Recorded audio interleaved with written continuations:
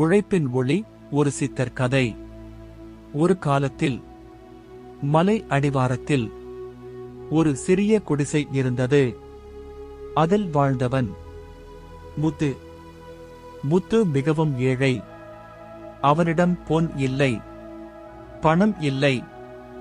ஆனால் காலை எழுந்தவுடன் கைகள் வேலை தேடுவதை மறந்ததே இல்லை.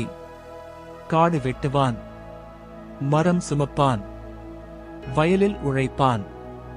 சாயங்காலம் வீடு திரும்பும்போது உடல் களைப்பாக இருக்கும். ஆனால் மனத்தில் ஒரு அமைதி. அதே கிராமத்தில் வேலையில்லாமல் நாள்தோறும் கூட்டமாக உட்கார்ந்து புலம்பிக் கொண்டிருந்தவர்கள் இருந்தார்கள். அவர்கள் மனம் மெல்ல மெல்ல பொறாமை, வஞ்சகம், தீய எண்ணங்கள் என்று மாறியது. ஒரு நாள் ஒரு சித்தர் அந்த கிராமத்திற்கு வந்தார். மக்கள் கேட்டார்கள், சாமி, உழைப்பால் வறுமை போகும் என்பார்கள். ஆனா இவன் இன்னும் ஏழையாதான் இருக்கான்.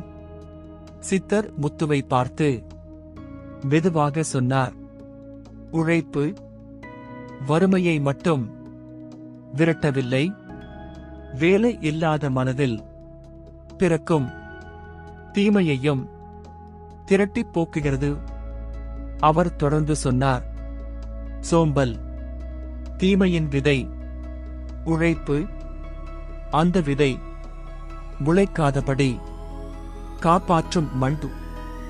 அந்த நாள் முதல் கிராமத்தில் பலர் சிறு வேலைகளையாவது தொடங்கினார்கள். பணம் எல்லோரிடமும் உடனே வரவில்லை.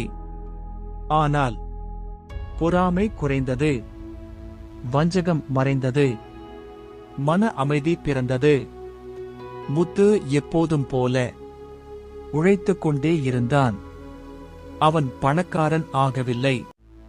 ஆனால் அவன் மனம் எப்போதும் சுத்தமாகவே இருந்தது.